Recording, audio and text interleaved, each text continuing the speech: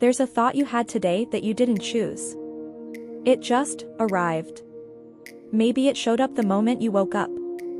Maybe it came during a quiet moment, when no one was around, when there was nothing to distract you from yourself. And it said something unkind. About you. About your future. About how things are probably going to go wrong. And here's what's strange, you didn't invite it. You didn't sit down and decide to feel that way. It just happened. So why does your brain do that?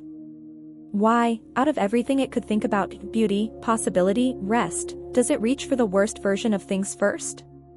That question bothered me for a long time. Because I used to believe it meant something was wrong with me. Like my mind was wired differently. Like other people woke up and thought about sunshine, and I woke up and thought about everything that could go sideways. But I was wrong. And if you've ever felt that way, you were wrong too. Your brain isn't broken. It's busy. And there's a massive difference. Here's what nobody tells you at the beginning of every self-help video about positive thinking. Positive thinking doesn't work. Not because the idea is wrong, but because it's aimed at the wrong target. When you're drowning in a spiral of overthinking, someone telling you to just think good thoughts is like telling a person with a broken leg to walk it off. It completely misses the actual problem. The actual problem isn't the thought you're having. It's that you have no control over whether you follow it. Think about that for a second. How many times have you caught yourself replaying a conversation from 3 days ago? Analyzing something someone said, something you said, the exact tone of it, like a detective rewinding the same 5 seconds of footage over and over? You didn't decide to do that. It just happened. And you went along. That's the problem. Not the thought. The automatic following. See, your brain has been doing this since before you could walk. It's called negativity bias, and it's not a flaw. It's ancient engineering. Thousands of years ago, the humans who survived weren't the ones who assumed everything was fine. They were the ones who noticed threats faster. Who expected danger. Who planned for the worst. Your brain inherited that. It still runs that same old algorithm in a world where most of your threats are emails. Awkward conversations. Uncertain futures. Things someone might think about you. There are no lions. But your brain doesn't know that.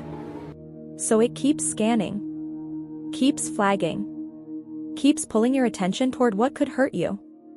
And the longer it does it, the better it gets at it. This is the part that changes everything once you really hear it. Negative thinking is a skill your brain developed through repetition. Which means, and stay with me here, it can be untrained the exact same way. Not through willpower. Not through motivation that disappears by Thursday. Not through forcing yourself to smile at problems. Through repetition of something different. Over the next few minutes, I'm going to walk you through exactly how that works, the neuroscience, the psychology, the actual day-by-day process that starts rewiring your default patterns. But I need you to understand something before we get there. This isn't a 30-day challenge where you try hard for a week and give up. This is a training protocol. Like physical therapy for a muscle that's been compensating wrong for years. It takes time. It takes consistency. But it also takes understanding what you're actually changing, because when you understand that, the process stops feeling like punishment and starts feeling like power. And that shift? That's where everything begins.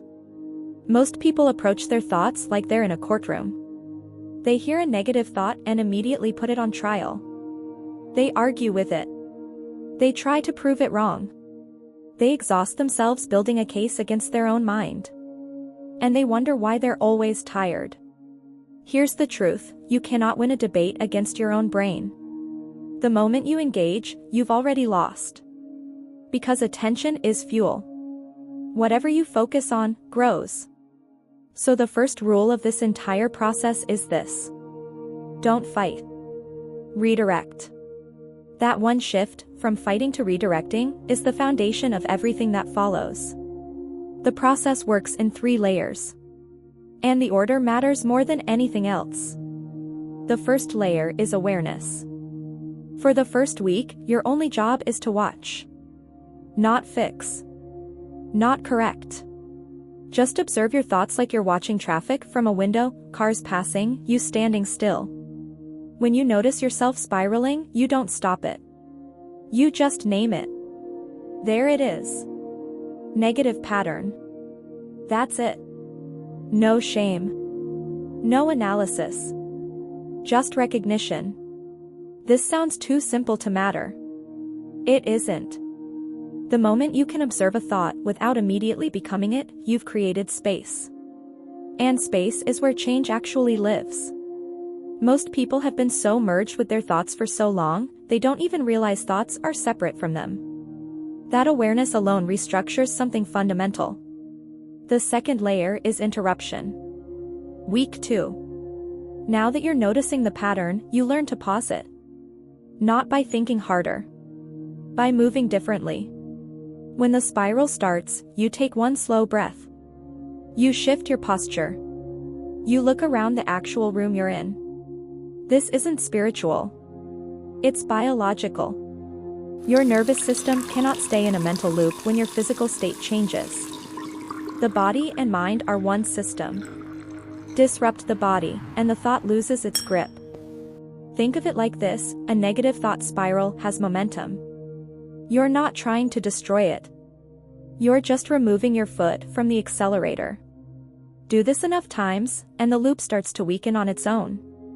The third layer is replacement. And this is where most people make the mistake of reaching for toxic positivity. Don't do that. You're not replacing dark thoughts with bright ones. You're replacing distorted thoughts with accurate ones.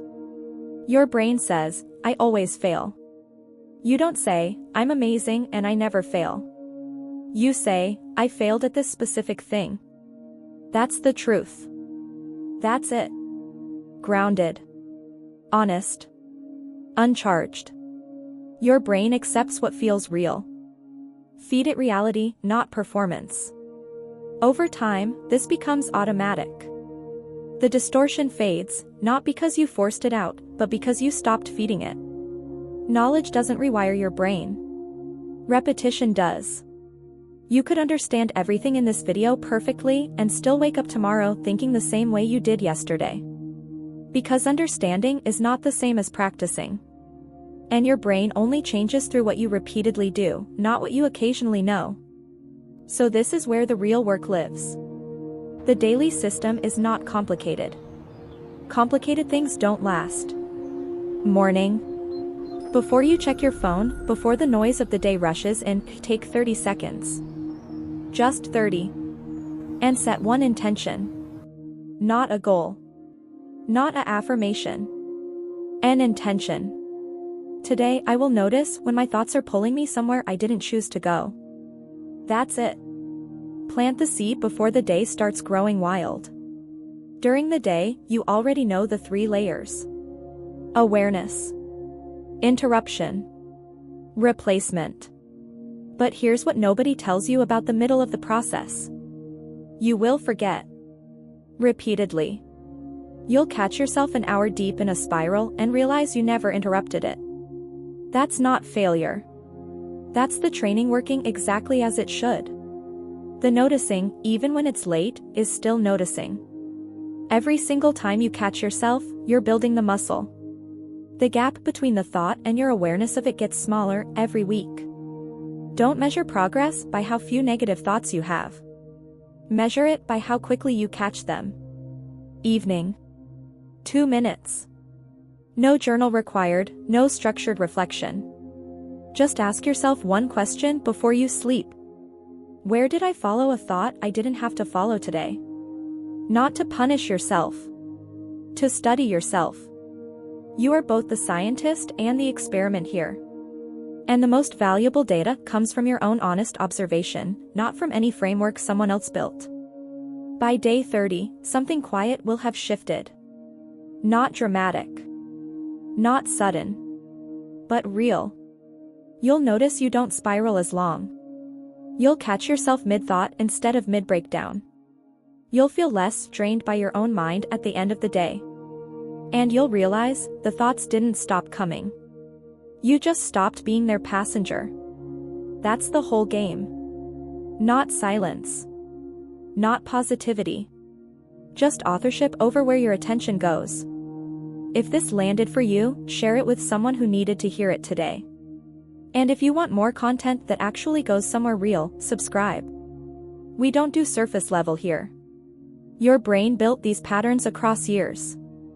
30 days won't erase that. But it will prove something important to you. That you're the one in charge.